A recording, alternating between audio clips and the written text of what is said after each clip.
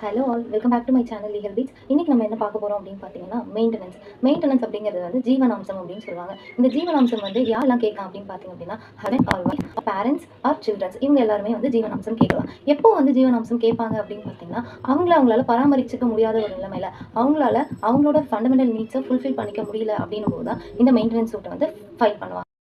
இந்த மெயின்டெனன்ஸில் ஹஸ்பண்ட் வந்து ஒய்ஃப் கிட்ட ஜீவனாம்சம் கேட்கலாம். அப்படி இல்லைனா ஒய்ஃப் வந்துட்டு ஹஸ்பண்ட் கிட்ட கேட்கலாம். அதுக்கப்புறம் சில்ட்ரன்ஸ் வந்து பேரண்ட்ஸ் கிட்ட கேட்கலாம். அவங்கள மெயின்டைன் பண்ணிக்க முடியாதப்போ மைனர் டாட்டர், அன்மேரிட் டாட்டரோ அன்மேரிட் சன்னோ இருந்தாங்க அப்படின்னா அவங்க வந்துட்டு பேரண்ட்ஸ் கிட்ட ஜீவனாம்சம் கேட்கலாம். அது மட்டும் இல்லாமல் பேரண்ட்ஸ் எப்போலாம் வந்துட்டு இந்த மெயின்டெனன்ஸ் கிளைம் பண்ணலாம் அப்படின்னு பார்த்தீங்கன்னா அவங்களுக்கு வயசாயிடுச்சு, அப்படி இல்லைனா அவங்களால மெயின்டைன் பண்ணிக்க முடியல அப்படின்ற ஒரு நிலைமை வரும்போது அவங்க வந்து அவங்களோட பசங்க கிட்ட, அதாவது டாட்டரோ இல்லை சன்ஸ் கிட்டேயோ அவங்க வந்து ஜீவனாம்சம் கேட்கலாம்.